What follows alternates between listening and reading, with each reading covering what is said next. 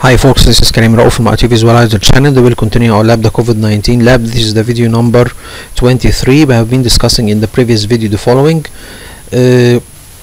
We all know that previously in Windows 7 there was something, or there was a way that you can fix the Windows. For example, if you have problems accessing your operating system, you can just in Windows 7 press F8 and you will get something called safe mode. Safe mode, it is a diagnostic mode.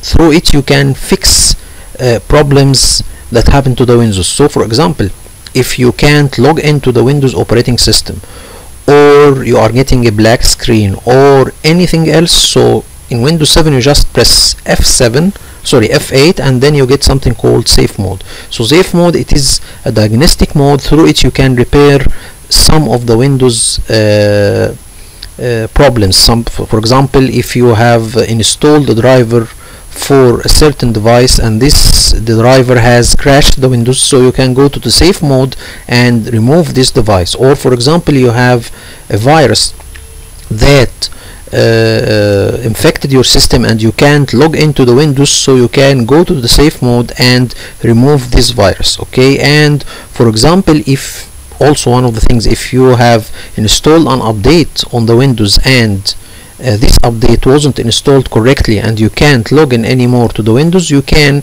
repair this problem through the safe mode. So we have said before, to access the safe mode, you can just in Windows 7, before in the operating system Windows 7, you just, before loading the operating system, you press F8, so you get a list of safe modes. Okay, a list of safe modes. One of them, the first one, it is the safe mode. This is, you can fix Windows problems through it, but you can't access the internet. And the other one is this safe mode with network. This you can fix the problems of Windows and you can access the internet. As for the last one, is the safe mode with command shell. You get to access a black screen, so this safe mode, you don't have any graphical interface, you have only black screen. You can type some commands to fix the Windows. As for the safe mode and safe mode with network, you have a graphical interface, so you can easily fix the Windows problems. Okay, all of this was in the Windows 7, as I said before, by just pressing F8 before the loading of the operating system. In Windows 10 this was all cancelled due to a reason. They said to make the loading of the operating system much faster. Okay, so how you can access safe mode in Windows 10 or other safe modes through Windows 10, you need to do two things. First, you need to normally access the Windows, which is very ironic, because what if I can't access the Windows in the normal mode? What I can do? So you can access the Windows in the normal mode, and then through a process you tell him the next restart to the machine, please enter the safe mode. This is the first thing. Or you can insert a Windows 10 DVD and then boot from it and tell him go to the repair mode, and through the repair mode you can go to the safe mode. This is the only two ways you can access safe mode through Windows 10. So what we will do, we will make it much easier, or to make it much more like Windows 7. So we will make something that when the Windows 10 boots and loads, it will give you a menu telling you if you need to continue working with the Windows normal mode or the Windows normal operating system, so you can continue, or if you need to access the safe mode or safe mode with network or safe mode with command prompt. This is called Windows 10 boot menu. So simply when you power on your machine that contains Windows 10 and the Windows 10 operating system begin to loads, it will give you a menu asking you to choose what mode you need to go in. You need to go to the normal mode. This is the operating system normal process, so it will go and continue. Or you need to go to the safe mode to fix problems for the Windows. So this is, we will do this menu through some commands. Okay, and why we are doing this? To make it much easier to access the safe mode instead of doing the two things that I have said before. We need to go to the to boot through a DVD and then go to the repair mode and then the safe mode, or you need to go to the Windows itself normal mode and tell him to boot the next time in the safe mode.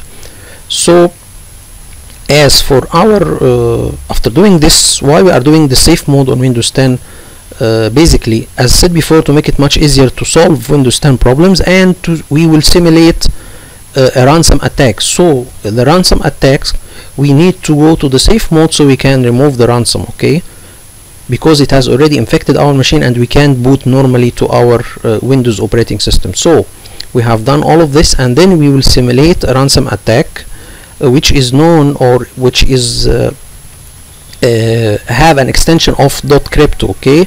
So we have done this simulation. We have ransom. What we will do, we will go to a workstation that have joined the domain, and then we'll try to put a ransom on a file, a ransom on a shared folder on the file server, so we can test our script that we have done in the video before to block the ransom files on the file server. We will test this. So we will put a ransom file on a shared folder on the file server. The result was it was denied. So when we try to put a ransom file on the shared folder on our file server, the file server will block it due to a screen or a file screen rule that we have done before in the previous video or the video before this video. So it will block any extensions for non-ransom viruses, especially the one .crypto, okay.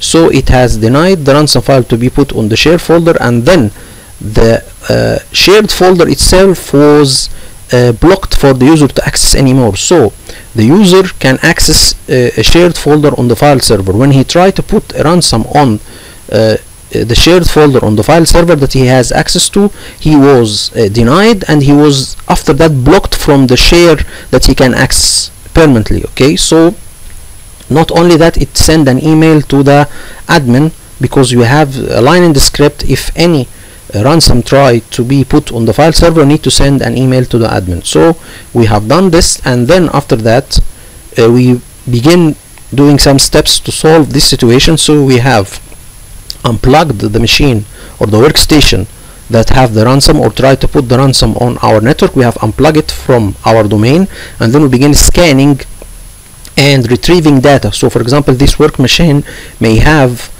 some data, and this virus infects some, and some are still not intact, so we need to save it.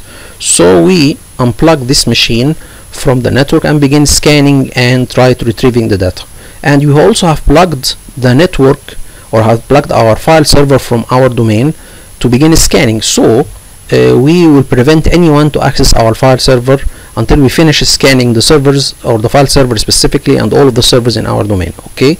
And then the machine or the workstation that you have unplugged, and which is the source of the virus, we have used an Avera rescue disk to boot and scan the infected PC. And after finishing this, so we have scanned by Avera rescue disk, and we didn't find any viruses. And then we used something called Dart 10 tools and Heron boot tools and other tools. Why?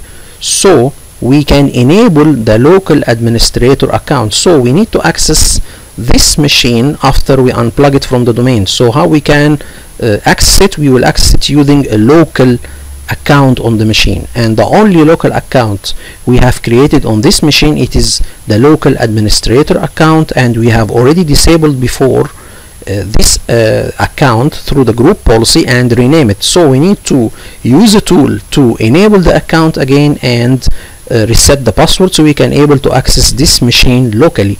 And after that we can save the data, or we can begin saving part of the data which was not infected by the ransom. So we have done this, and we have shown you all of the tools,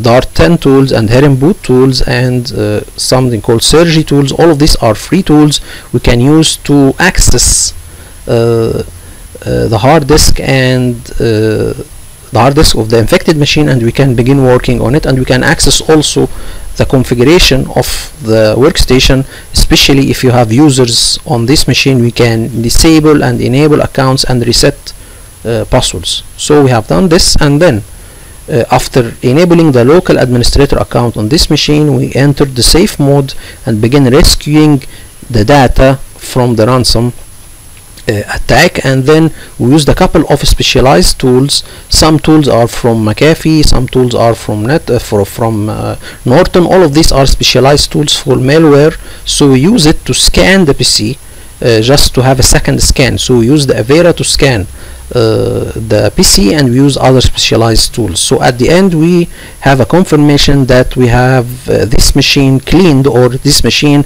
doesn't have any virus, and we have scanned our file server, so we don't have any virus. So this was what we have done in the previous video. In this video we need to return this user to access his shared folder on the file server. So remember, the user that have tried to put a ransom file on his shared folder on the file server was blocked from accessing this shared folder. So we need, after finishing our scan, to return or to grant him back access to his shared folder. So we need to do this. We'll do this using a command. We will type it, and I'll show you all how we can do this. And then after doing this process, we will begin working with a couple of group policies that we will use to configure some things on famous browsers like Firefox, like Google Chrome, like Edge. So for example, one of the group policies is to put a default home page. One of the group policies is to disable password management, or to disable saving passwords on the browsers.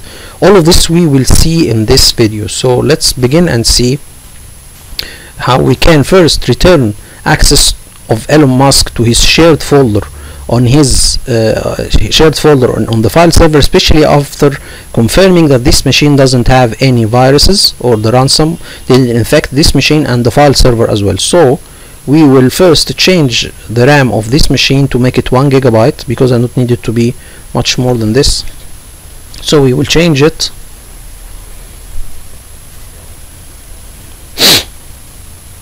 Okay, and then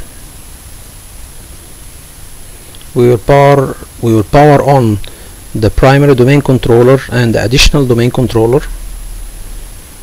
So we will unblock Elon Musk access to the shared folder on the file server from the file server. So we will type some commands in the PowerShell on the file server to grant access, or to enable access again to Elon Musk on his shared folder on the file server. We will see that in a moment. So we will access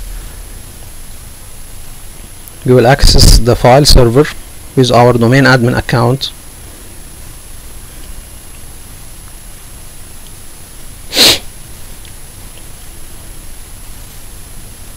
So this is it.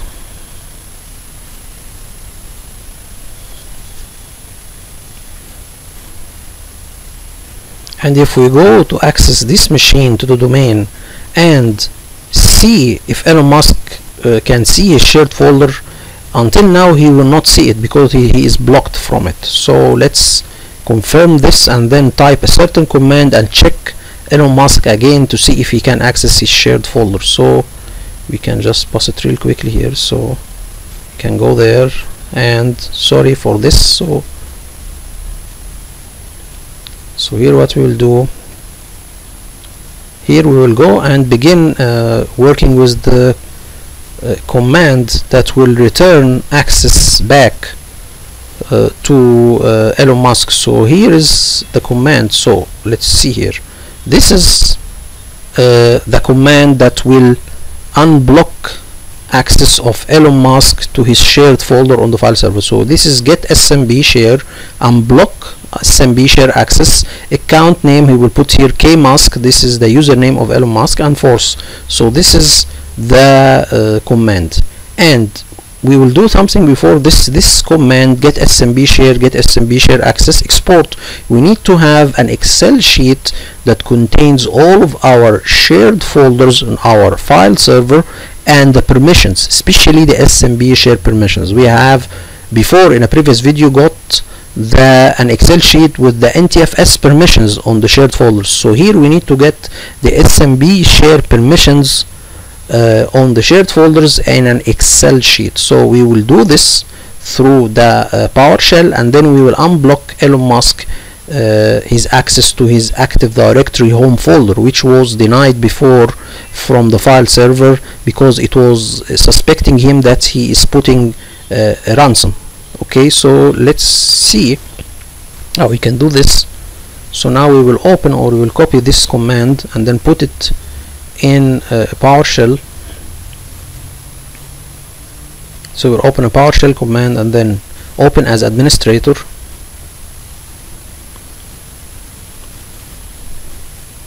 And then we will see the results. So we will see after putting this command what will happen. Now we are powering on the previously infected virtual machine, and we have confirmed it is now clean.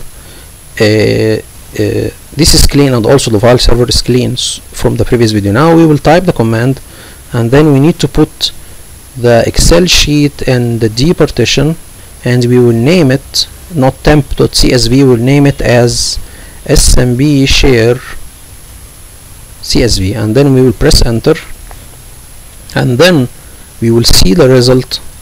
So this is a type of inventory. Here we are making inventory of our shared folders, and we are making inventory of the permissions on them, the SMB share permissions and the NTFS share permissions. So we have make an inventory of the NTFS permissions on the share folders.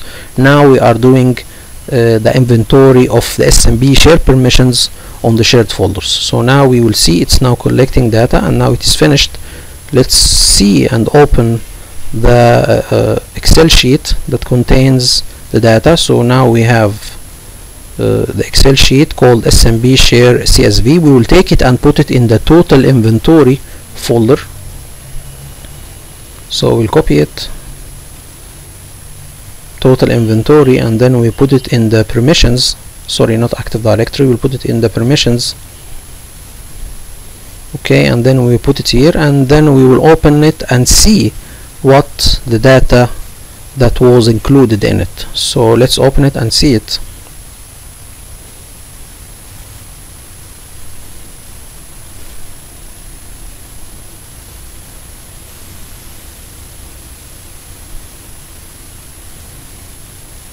So now we will close this console, and then we'll open the Excel sheet, and we will see the data.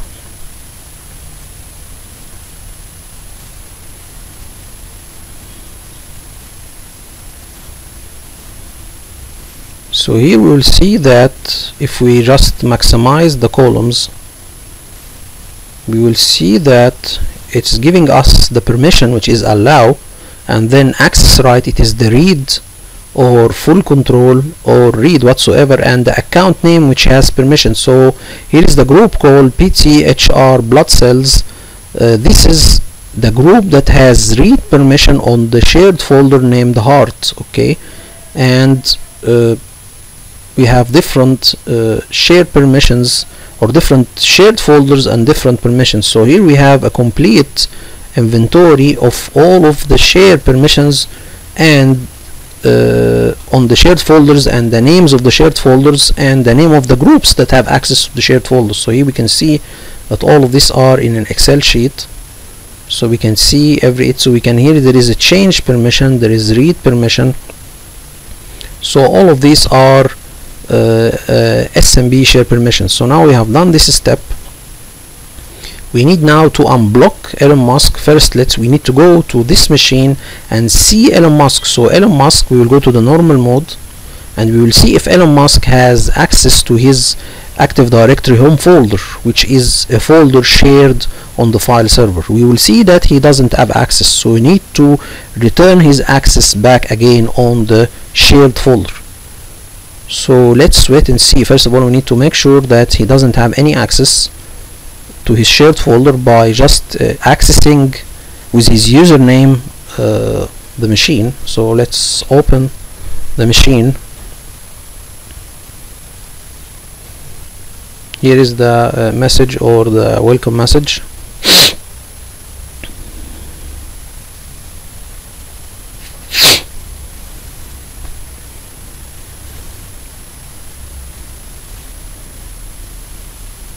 and here is the user of Elon Musk, it's KMusk. So this is the one that we need to unblock his access to the shared folder. So we need to do this. This is Elon Musk. If we again opened, so this is the command get smb share permission, or get smb and unblock share, and this is KMusk. So here we will unblock access to his shared folders. Okay, first of all we need to make sure that he doesn't have any access to any shared folder on the file server. So we will open, this is his account, we will open my computer. Okay,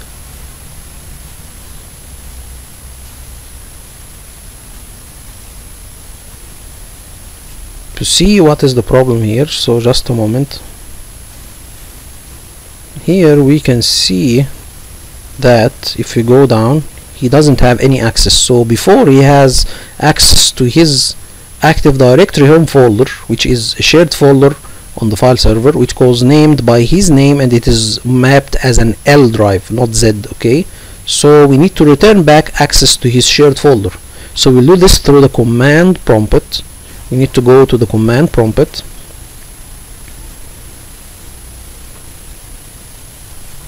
So now we are completely sure that he is still blocked from accessing his shared folder.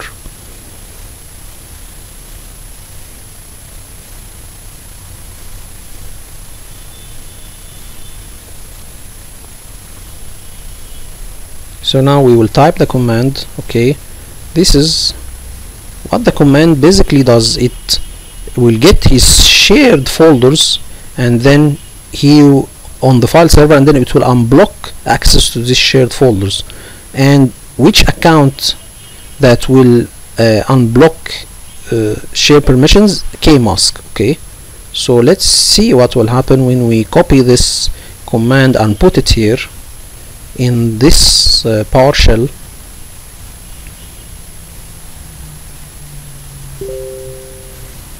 So here it gives us an error. If we can have a little look here, or we can see that it gives us unblock share permission, the request is not supported. So I have searched the internet and get the command itself from Microsoft Documents. So here is the command unblock smb share access.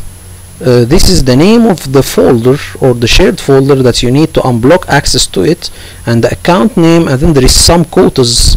Okay, for the username, and the username has the domain written before it. So this could be the way to solve or to rectify this error. Okay, so you can put quotas for the user and add the domain before it, and you can remove the quotas. So we will see that what I have done, I have used a couple of trials by using quotas on the user and adding the domain account before the username, and at the end all of this didn't work, but when I made a restart it worked. So what happens here, I think that the command, even though it gives me an error, but it worked, but I need to have a restart to the machine so I can have access again. So let's see what will happen. So here, let me show you all what happens here. So we can go there, and let's go again and see what I have done. So here I have gone to the normal PowerShell 5 or PowerShell 5, not PowerShell 7. I have the same error. So what I have done, let me show you all. So here what I have done again, so here I have typed the command, and then it doesn't give me any access. Okay, so what I have done also, let's wait and see. So here we will go, and let me show you all what happened. So here, this is the Excel this is the PDF that contains the solving of the problem. So this contains the steps to unblock the share, but let me show you all how I solve it. So let's wait and see. So I have made a restart to the machine. Let me show you also. Let's continue here. So let's wait and see what I have done here. So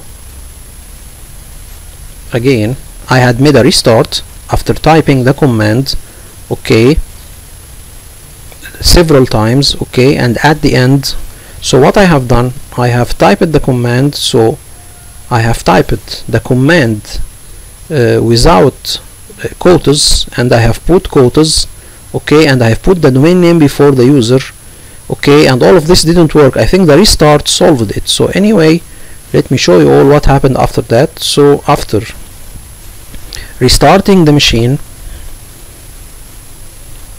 I think you need to type only the command and ignore the error and then make a restart, and then it will work. So let me show you all what happened after that. So now if I open the command again, so here I am basically doing again the same process, but we will not use it. We will, when we try to see the shares, it will be retrieved. So let's see here what will happen. So let's go there and continue. Okay, so something you need to type, maybe as I said before, quotas, and this is the name, the full name. So I tried the full name, I tried the username, and tried the username, and before it the domain. All of this didn't work. So here, for example, if you can see, I tried here with Elon Musk, so it didn't work. So I tried putting KMusk with quotas, it didn't work either. So the same was done, and I tried it with the domain. So let me show you what I have done here. So I have tried it, just a moment, I tried it by changing, just a moment here. So let me show you what I have done. I have put the domain, okay, patient 0, and then the user, and remember to make a restart to the machine. So all of these steps are done, and I have restarted the machine as well. So what happened if we go to the machine itself? So let's wait and see what I have done here. If we can go there, just a moment, sorry guys. So let's continue all of this. If we go to the machine itself, just a moment, let me go here and show you all. Here we can see that it was retrieved. So here one of the commands work, or the special or the first command worked. So you need to what I have discovered, you need to put the command that we have put in the beginning of the video and then restart the machine, so you have access to this shared folder. So this is how we can unblock the share for Elon Musk to his shared folder on the file server after finishing scanning his machine and after making very sure that he is not he will not infect the file server anymore. So this is one, and then we will go and begin working with a couple of group policies. So let's wait and see this group policies for the different browsers. So let me show you all this, because this is in a separate video. So here, let's see, we will begin working after unblocking the user. We will begin working with a couple of group policies. So just wait for a moment. Here it is number 3. So just wait for a moment. It is here, just a moment. So here we can go there and begin working with the group policy. So here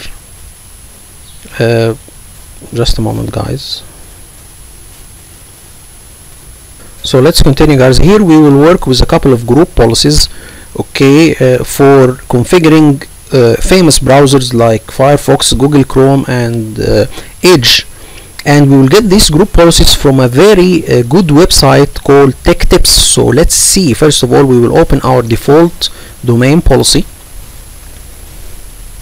and then we'll begin working with a couple of famous group policies that are used to configure famous browsers. So let's see, or I need to go further. So here this is the default domain policy.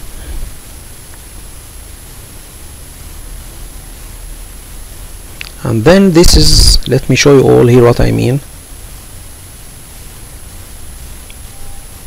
So this is a website called techexpert.tips, and this is a page called category Windows. This contains a lot of useful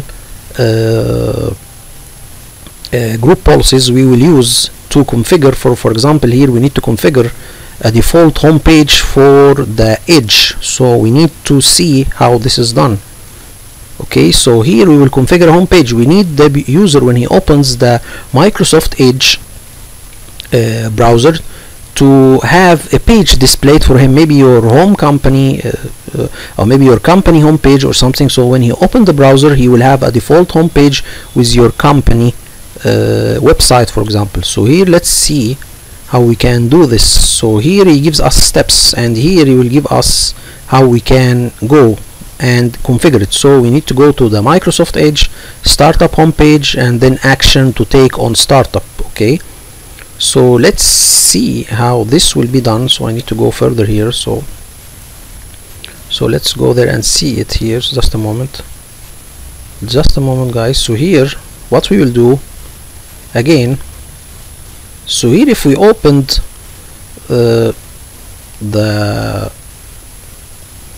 here we open the group policy, here we can't see in the administrative templates, we can't see Microsoft Edge. Okay, we all know that in the beginning of the video I have already downloaded the Microsoft Edge group policy templates and added to the Windows group policy templates, okay, or the Windows Server group policy templates, but it didn't appear here. So we will force it to appear by right click and tell him to go and add the Microsoft Edge group policy templates from a folder on my local hard disk. So let's see how we can do this.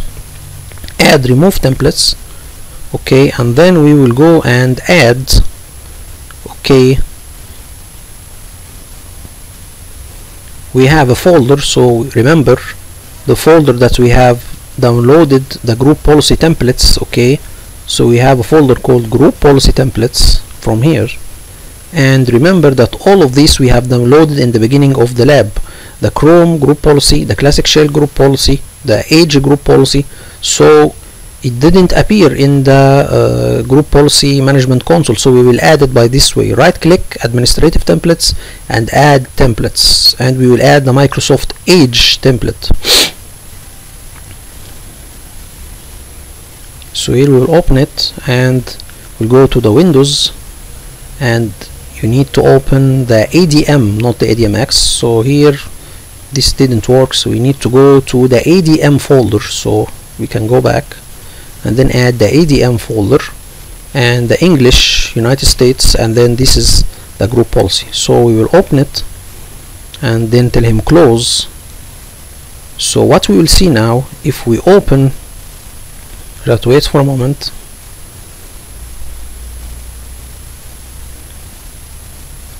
So if we go down to the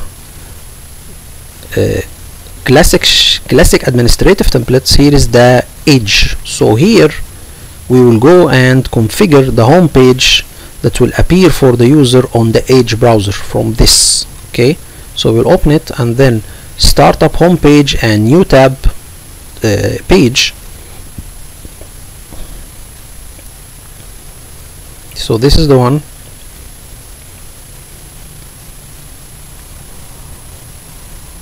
Okay, we will go and begin working with it.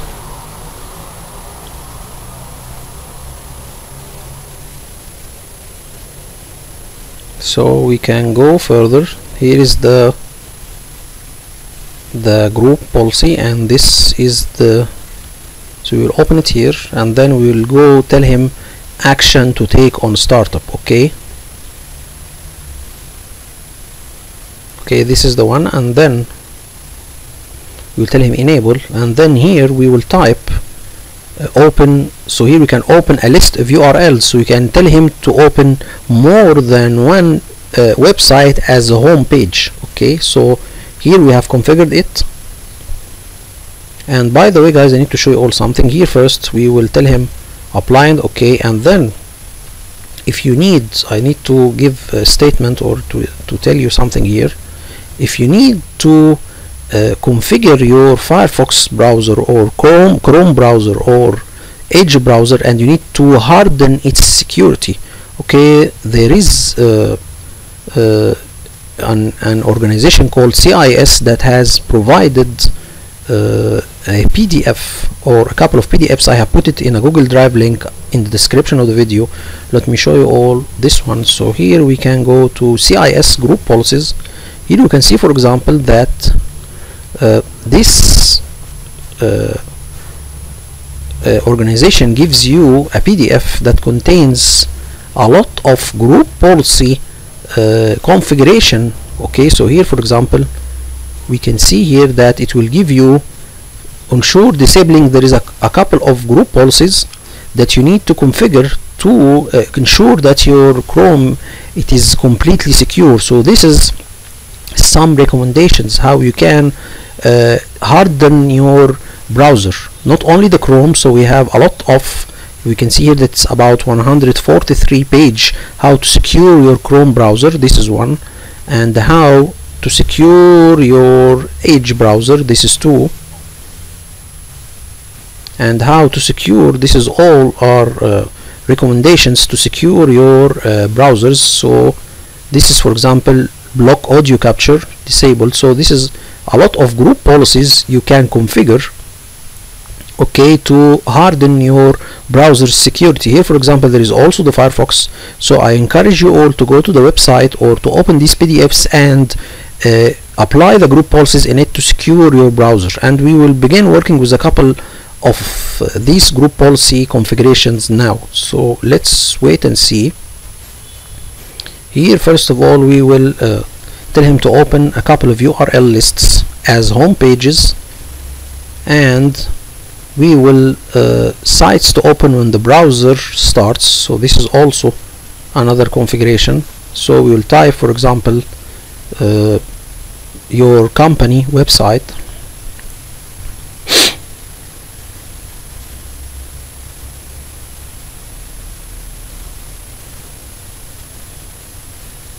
you can type a lot of websites anyway, so you have free to, or you can put more than one home page. Apply and OK. So this is one, and you can configure the home page URL. So this is 1 and this is 2, and then this is 3, configure the home page URL. So you have these 3 group policies or 3 items in the group policy to enable home page URL. So here you can see that we can type also any website, and we will do this for the Edge and the Chrome and the Firefox. So we'll do this for the 3 browsers.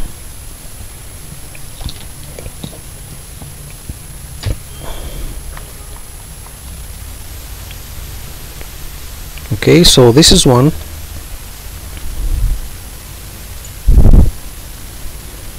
So here gives you very detailed and clear instructions how to configure home page in the browser of Edge. So now we need to do this for the Chrome and for the Firefox as well. And here you can tell him to show home page button on toolbar. So this lets you have an icon of the home page on your Edge browser, an icon. If you click it, it will get you to the home page. So now we have completely configured everything related to the home page in the Edge browser. So we need to do this for the Chrome and for the Firefox. So we can go back. So we can go further. So here is the group policies. Here to configure Mozilla Firefox homepage and the Chrome, we will see this how also this is done. So this is very simply, it gives you the steps how to download the group policy templates, where to put them, and how to configure them. So it's very detailed and very clear how you can do it. So now we will make a new group policy. So all of these are in the default domain policy. Remember, this will be applied to all of the users in the domain. Okay, so now we will go and open again the default domain policy and configure the Firefox default or home page for the Firefox, and after that for the Chrome. So here we will go and open it.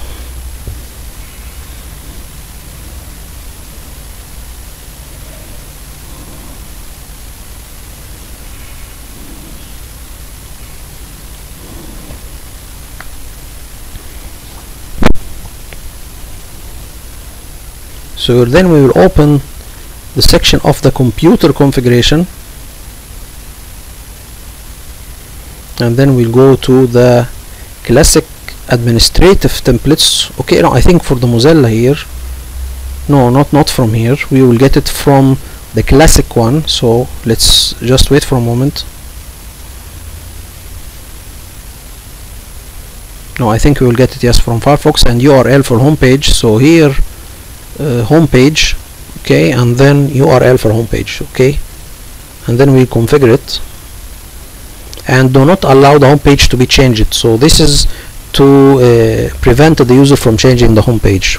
Okay, so this is it, how to configure the homepage for the Firefox. And then you can tell him to have additional home pages if you need more than one home page, or you need to have start page. But anyway, we have already configured the home page for the Firefox, so now we will go and configure a home page for the Chrome. So just a moment, guys. So let's continue, guys. Now we have done the home page for the Firefox. We need to do this for the Google Chrome. So Google Chrome startup page. We can have additional home pages if you need more than one home page. So here I can type more than one home page, the same that we have done in the Edge browser.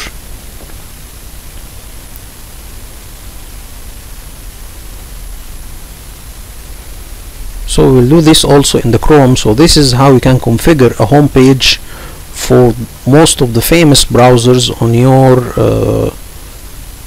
your machines in the domain. So actually the one missing, it is the Brave, but Brave have the same structure as of the Chrome. Okay, so have the same policies and the same structure, so it will be the same. Okay, so anyway, we'll go to the Google Chrome and then configure a home page for the Google Chrome. Startup home page and new tab page. Look the similarity between it and the Edge, because Edge is built on the Chrome. Okay, so you can see similarities between the group policies of the two. Okay, so action on startup and URL to open, so the same, we will do the same as we have done in the Microsoft Edge. So let's wait and see how we can do this.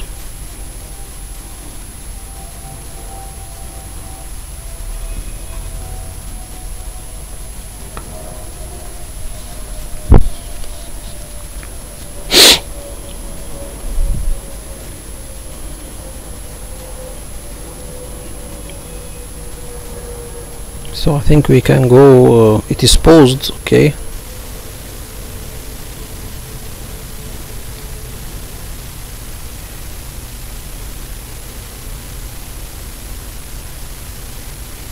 so we will go to the classic administrative templates, or Google, I think, no, not from here, classic administrative templates.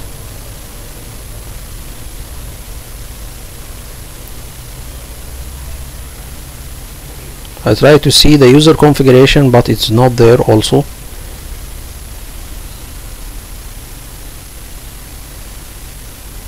So it is not here as well, so we need to go to the computer configuration and classic administrative templates. So this is for the user, we need to make it for the computer. Okay, here is telling it for the user configuration, not for the computer configuration. Anyway, So we will configure it as it tells us. Here we will open the home page, configure the home page URL, but this is not it. Also it's in another place. Start home page and so on. So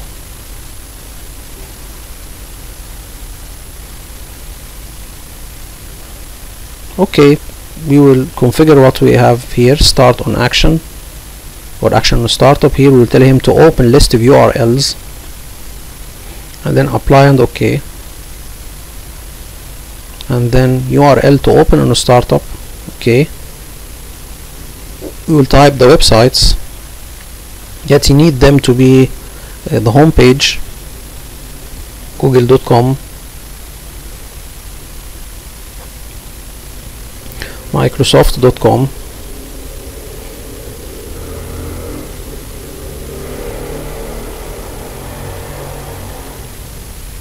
so this is how, and this is the home page also. So we will configure the home page, URL. So we'll type it. So here we had configured the home page for the most famous three browsers, the Edge, the Firefox, and the Chrome.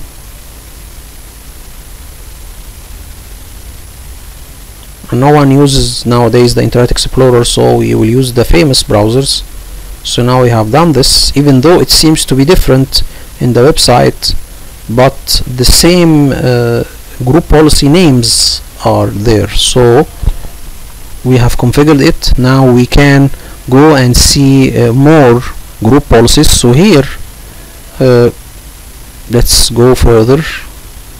Here we can see also something for the Office configuration, but here it doesn't tell you to configure a certain group policy. It tells you how you can download the Office group policy templates. So here it doesn't give you a group policy for Office, it tells you how you can download the group policy templates for the Office. Okay, so this is not it. Here we have already downloaded the group policy templates for the Office in the beginning of the lab.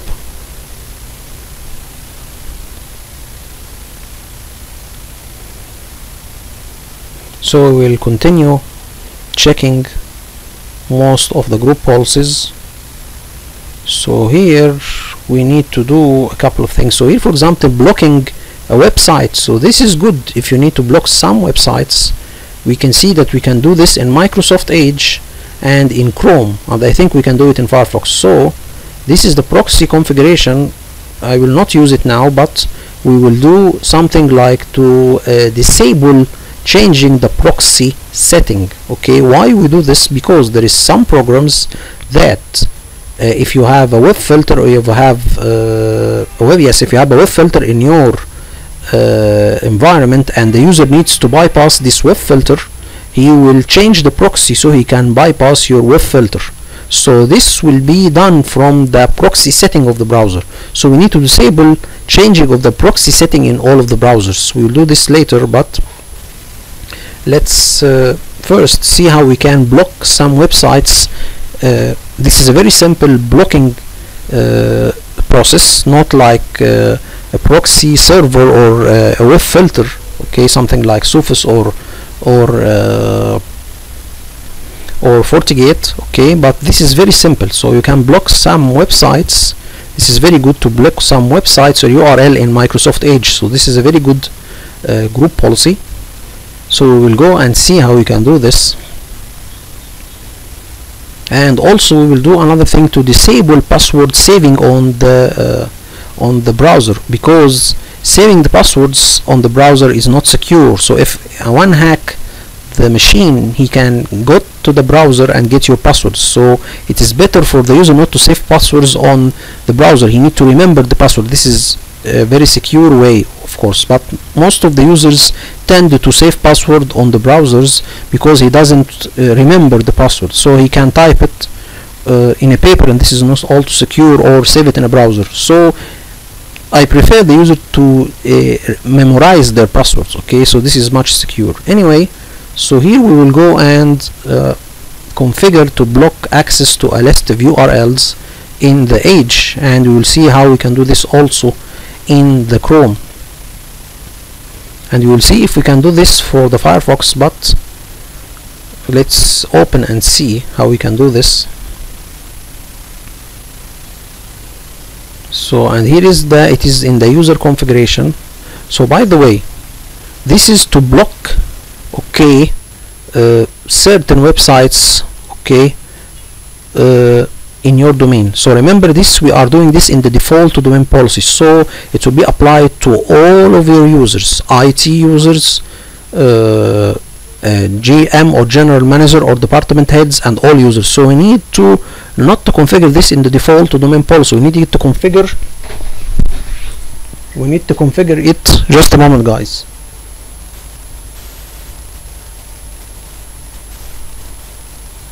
So continue, guys. We need to configure this not on the default domain policy, but to create a separate policy. We have something called default user policies. This we can use to block some websites to some users. Okay, this is the default users, and as for the advanced users, we can allow some websites. So we will use the default users group policy to configure the blocking, okay, of the URLs. We will not use the default domain policy. So this is one we need to take care of it.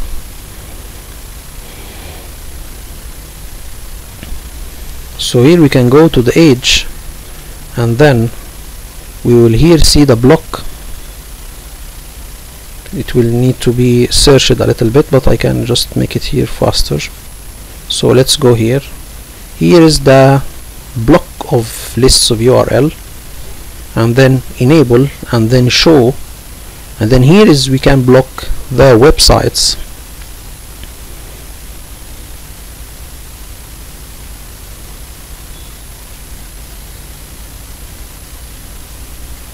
So here also we can see, so here just guys we can see, for example, that it is saying some, or it is explaining the group policy. The policy doesn't prevent the page from updating dynamically through JavaScript. So what we mean, that maybe this is a website for contoso.com/abc, but you will still be able to see Contoso. So you can see the website, okay, but not this page. So I need to put contoso.com and then contoso.com/any page in this website. So it's a very basic blocking software or blocking situation. So if you do not configure this policy, no URLs are blocked. So anyway, you can read further to see how you can block websites using this group policy. So let's continue.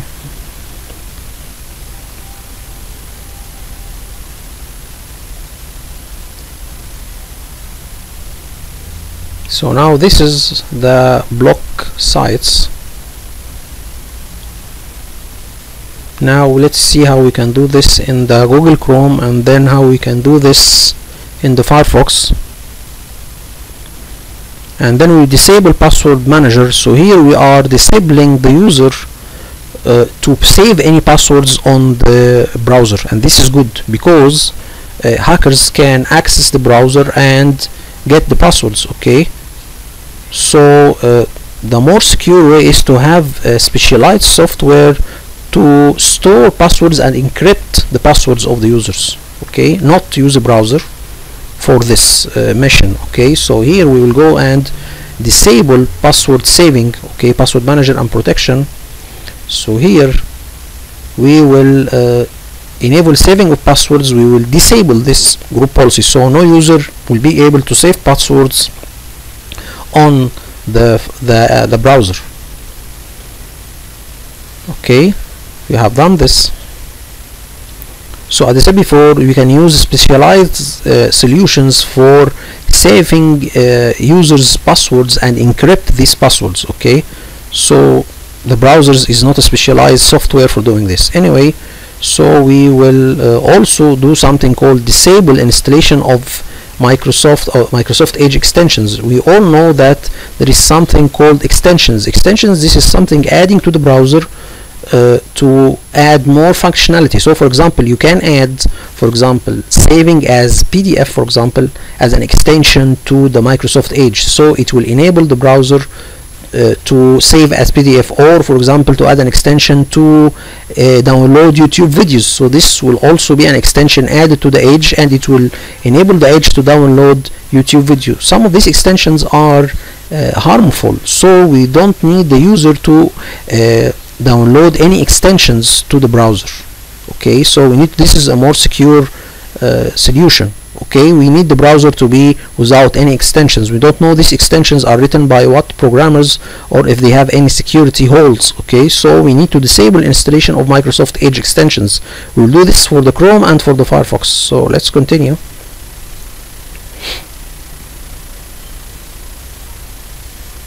So this is a couple of group policies to configure on your browsers, to secure your browsers, and to do a lot of things anyway. So we'll go to extensions, and then we'll tell him control which extensions cannot be installed, and then we put star, or put star. Star here means any or all of the extensions. Okay, so here we will go to the extensions, okay, for the Edge, and then we'll tell him to control which cannot be added, and then show, enable, and put star. Okay, so now here we will disable, okay, any user to do or to put any extensions on the Edge. We will do this also for the Chrome.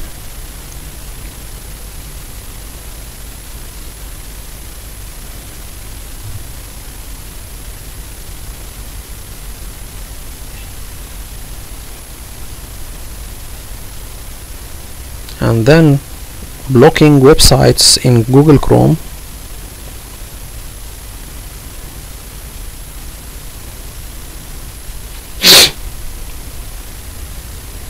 It is the same as the Edge, by the way, because they are all have similarities, because Edge is based on Chrome. Okay, so you can see similarities here also in their group policies. So here we will do the same. We will go to the same group policy. So here you go to the Google, and then Google Chrome, and then block. So we'll go to the block websites, yes, and then configure. Okay, so enable and show list, and then we will put some websites, for example YouTube or something. So here we will disable accessing the YouTube,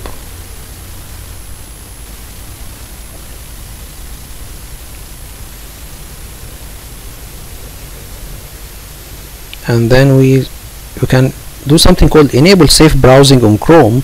So this also will have more security for the user.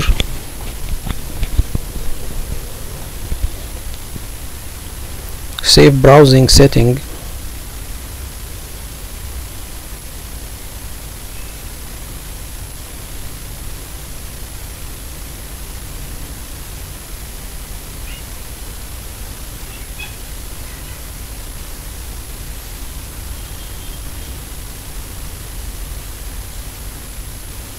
So I think we can get a little bit further here, so we can go there.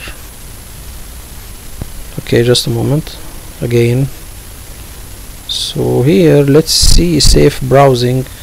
Okay, here is this enable safe browsing. Okay, but it is displayed in the website in a different format, but here is to enable safe browsing. So let's continue and go further. So here we go, just a moment, we can go further here. Safe browsing.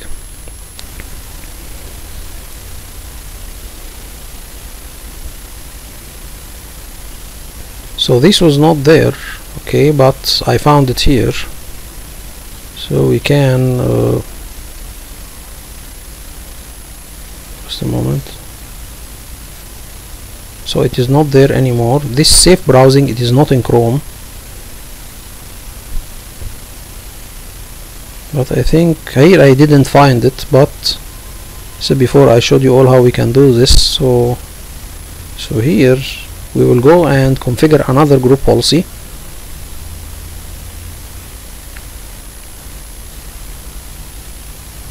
So here, for example, we need to disable OneDrive. This is OneDrive. This is something like saving documents and things on a cloud server, on a server on the internet. So this is a security breach. We need to disable saving on OneDrive. Okay, so this is also one of the things in your domain you need to do it, to disable sign in to OneDrive and to disable saving documents to OneDrive. Okay, because users are not allowed to save any documents outside the company. Okay, if this is also by agreement with the IT, if they work from outside the company. Okay, but documents should be accessed only and saved only to an internal servers in the company. So here we will go to the computer configuration, and then we'll go to the Windows components, OneDrive. And by the way, remember, this should not be configured on the default domain policy. This could be configured on a separate group policy. Okay, and this will be applied to certain users. Okay, because this, if it is configured on the default domain policy, it will be applied to all users, including the IT. Okay, so we need to be very careful about this. Anyway,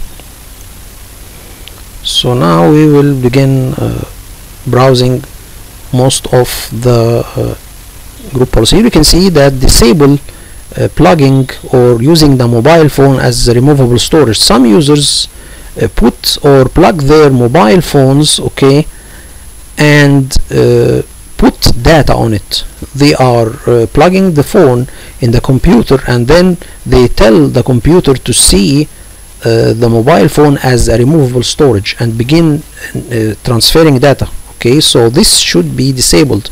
We will disable phone removable storage, and we will disable CD and DVD. So this should be done to specific users. So we'll disable CD and DVD access and mobile phone as removable storage and USB as well. So we'll do all of this from one location, and this should be done to the default users, not advanced users. We have discussed before in the group policy section why we do two group policies.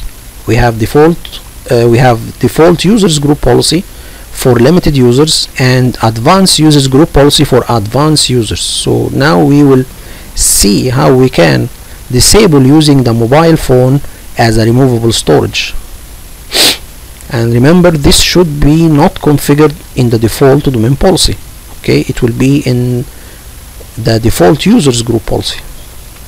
So now we will go and see how this is done.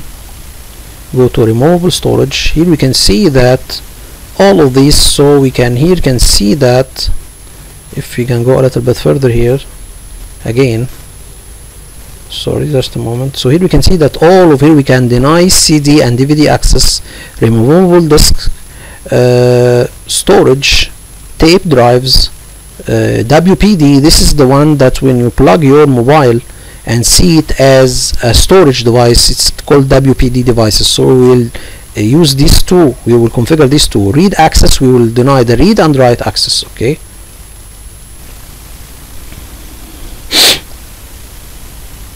you will enable it. Okay, and we will enable the other one. Okay, and by the way, remember, this is in the default domain policy, so this should not be like this, because it will apply to all users. So now we'll disable CD and DVD, and we will disable USB storage devices also. So let me show you all something here, so we can go a little bit further. So here I have my default domain policy, default users group policy. This here, I will show you all that I have disabled access to CD and DVD and other things to this specific or this group policy to specific users or specific groups. So now we will go to the, just a moment, let me show you all here. Just a moment, let me show you all something here. So here we can see that we have configured CD and DVD. So we have disabled access to CD and DVD, read and write and execute, all of these, and WPD, and we can access, or we can deny access to removable disks as well. But let me show you all here, just a moment.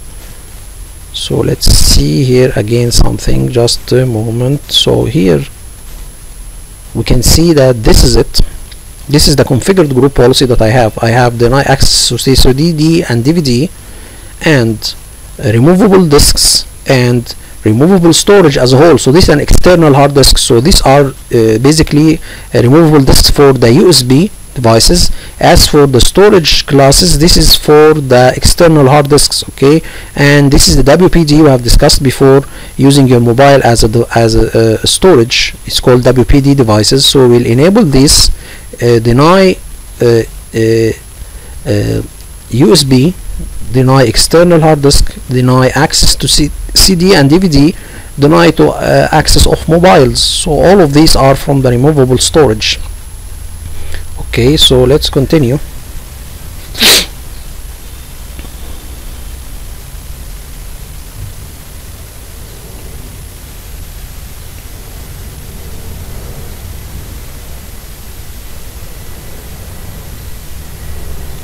So now we will continue seeing the other group policies. So this is very useful group policies we can use to control or to limit access to certain devices in our PCs. Okay, so we can work again, or we can continue. So deny local, I think I can pass this also real quickly. So here we can go there and continue working with it. So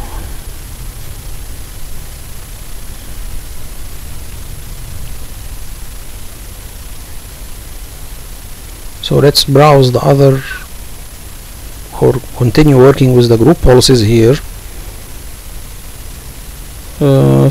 Installing PowerShells, I think this is not also. Anyway, so we'll continue. Enable Windows Defender, but I don't need this one. So here we disable password manager in the Mozilla Firefox, the same that we have done in the Edge. We'll do this for the Mozilla. Disable saving passwords in the Firefox and disable saving passwords in the Chrome.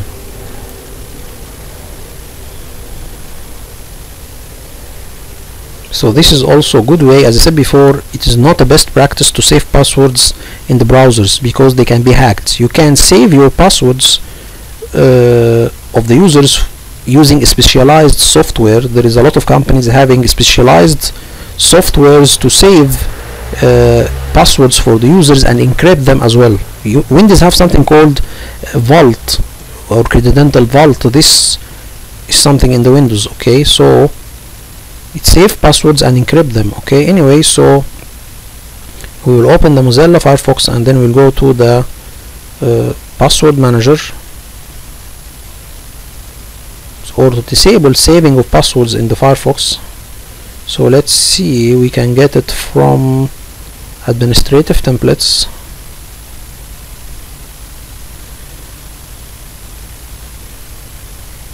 password manager. Here it is, the password manager. So we will disable using the password manager. So by doing this, we disable saving of passwords on the Firefox. Okay,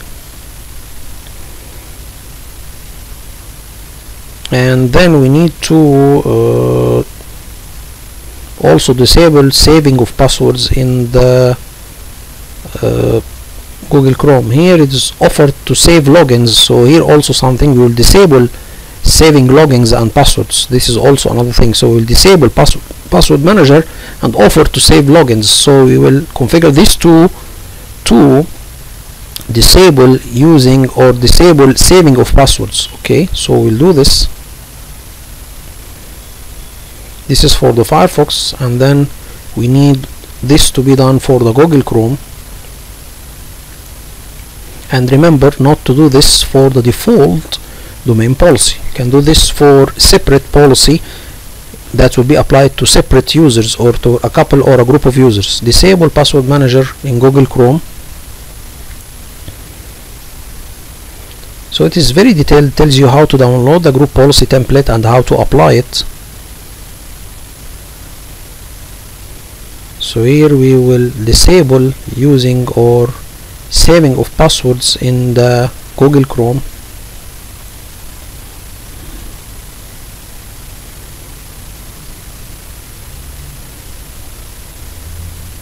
So we go to the classic administrative templates, I think, yes. Go to the user configuration and then classic administrative templates, Google Chrome, and then password manager, and then disable enable saving of passwords. Okay, so we will apply and okay.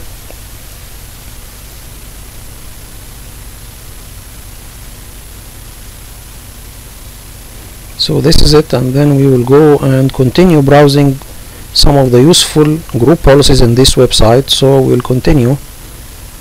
As we see here, there's a lot of useful group policies: configuring NTP server, configuring NTP client, and NTP server installation. So all of these are useful group policies. Okay, we will go further. We will go further. Changing port, rename administrator account. This is very useful. We have done this in our domain. So we'll continue working. So we'll see browsing, still browsing, and we can continue. Okay, disable OneDrive automatic startup. This should be done. Configure a message for users after logging. This is the welcome message. Okay, you can see here I have showed you all how we can configure it. This is very simple. You can go and configure it from the interactive. So let me show you all what I mean by this. This is a message that we have configured in our lab, a message appearing for the user before logging into the machine. So this is be done from the security options, local policies, okay, security options, and then have interactive login. Okay, so security options, interactive login message. This is how we can put a message for the users. Here to go, it is computer configuration, policies, Windows setting, security setting, local setting, and so on. So let me continue. Local policies, then security options, and then this is it, interactive login.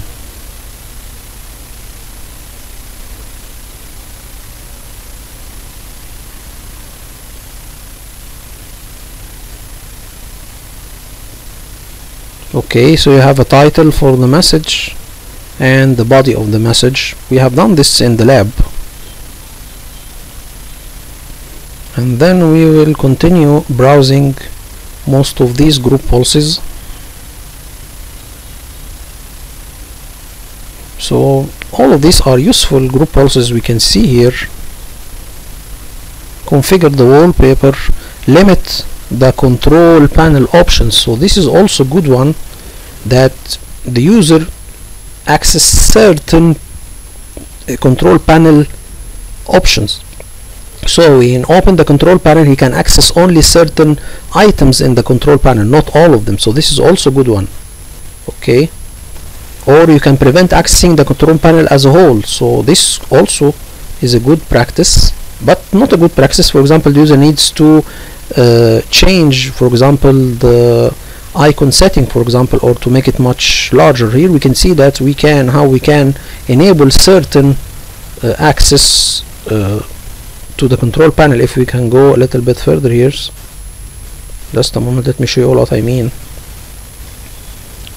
So here he is telling you that he can access only the mouse and keyboard. So in the control panel there is 2 items for the mouse and the keyboard, and you can add other items in the control panel that the user can access, and hide some items for the users that they know that you don't need it to access. For example, you don't need the user to access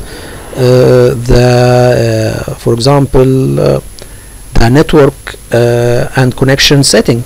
Okay, you don't need the user to access the folder setting, for example. So you can tell him this is the allowed items. So you can tell him which are the allowed items, and this will only, or the user will only be granted access to these allowed items, and the others will be, he will be blocked and disabled from accessing the other items. So this is a good one. Or you can disable access to the control panel as a whole. Okay, so this could be done.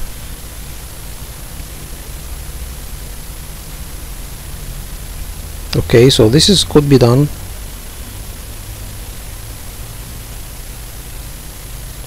and you can disable access to the command prompt, disable auto run, autoplay. This is a very good one to disable running of so for example, if there is a DVD or a USB that contains the auto run option, it is something like running a software or a program automatically when you insert the DVD or USB. This is very, very dangerous because some viruses infect the auto run files, and as soon as you insert the device, the auto run will begin and it is infected. So you need to disable auto run, autoplay. This is also a good one. Okay, here we'll disable installation of Firefox extensions. We have done this for the Edge. We need to do it for the Mozilla and for the Chrome. So we don't need the user to add any extensions to the browser of Mozilla and the Chrome. The same that we have done for the Edge browser. So let's see how we can do this.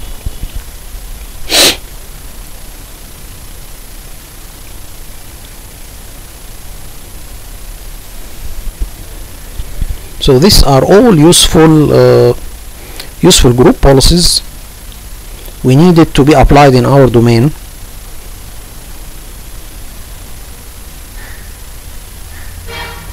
So we need to go and configure these group policies. So we'll go to administrative templates, and then we'll go to classic, I think, on Mozilla. Okay, and then extensions, and then to extensions to install. I think, let me see here, where is the item itself. It is adds-on. Okay, allowed add-on installs from websites. This we will disable this. So this will disable installation of extensions to the Firefox. So we'll go to add-ons, then allow on add-on from websites. This is the one. Okay, and then we will configure this group policy. Okay, so we'll disable it. Okay, and then apply and okay.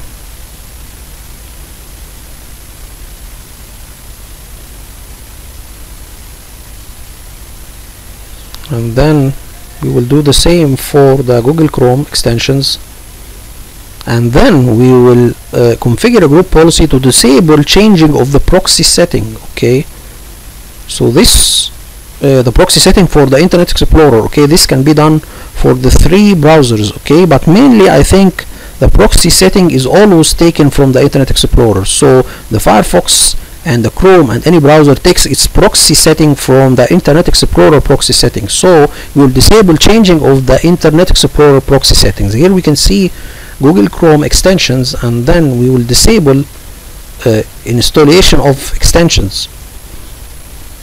Here, let me show you all. This is configure extension install blocklist. So this is the one, or blacklist. This is the blacklist, not this one, blacklist. And then tell him disable, and then we will put, or enable, sorry, and then put a star. So this means all, star means all. So apply and okay. So now we have a couple of group policies. Okay, we have configured. Now we need to prevent changing of proxy setting. Okay, this could be done for the Internet Explorer, and there is also group policies to change the proxy setting for Firefox and Google Chrome. So this is good. So the user could not tamper with the proxy setting if he want to bypass your web filter or your proxy server. Okay, so here we will go and tell him prevent changing of proxy setting. Okay, so we can go, I think, let's go to the I think the Windows components, I think system, not system, I think it's Internet Explorer, and let me show you all how we can get it. Okay, I think it is from it is Internet Explorer, and then we can get it here, Internet Explorer, and we can see prevent changing. So let's pass it also real quickly here. let's see how we can prevent the changing. Okay, again, prevent the changing of proxy settings. So here, just a moment. Okay, again, so here we will prevent Internet Explorer, prevent the changing of proxy setting. Here it is, enable, and apply and OK. This should be done for the Firefox and the other browsers, so this is useful.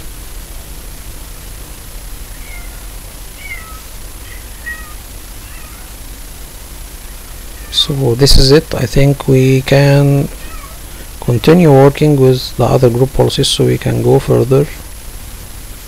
Okay, and just a moment, sorry guys, just a moment. Again, yes, applying bypass. Okay, we have done this already. Okay, so let's continue. Okay, anyway, so we'll continue working with the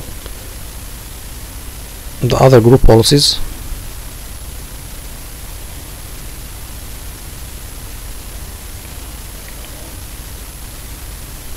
So actually it's a very useful website that contains a very detailed and clear instructions on how to configure third-party group policies, how to download them and how to configure them. Okay, so this is a good thing. We can continue. So let's wait and see. I think here this is paused. Okay, so if for example there is a group policy to turn off Wi-Fi when an Ethernet cable is connected, so this is a good thing. If you have a laptop, okay, and the user is connected to your cable that accesses the domain, and he have Wi-Fi in his laptop, you need to turn off the Wi-Fi when he is connected to your domain. Okay, so this is also a good thing. You need to do it in the laptops. Okay, so this is a good group policy also. This could be configured from computer configuration, administrative templates, network connection manager, and then configure this prohibit connection to non-domain networks when connected to domain. So if he is connected to the domain through a cable and he is a laptop and he has Wi-Fi, you disable the Wi-Fi, because if he connected to an external network, it is not secure. So this is a good also group policy to be configured. So let's see how we can configure it. So can go here and go to the Windows Manager. Just a moment again. So again, so we'll go to the components or the Windows Manager. Okay, Windows Connection Manager, and prohibit connection to non-domain networks. Okay, so this is a good one. And by the way, there is in HP and some branded laptops, there is something in the BIOS you can enable to tell him to disable Wi-Fi if the network cable is connected, or disable the network or the cable when you are connected to the Wi-Fi. Okay, so either of this. Okay, so let's continue.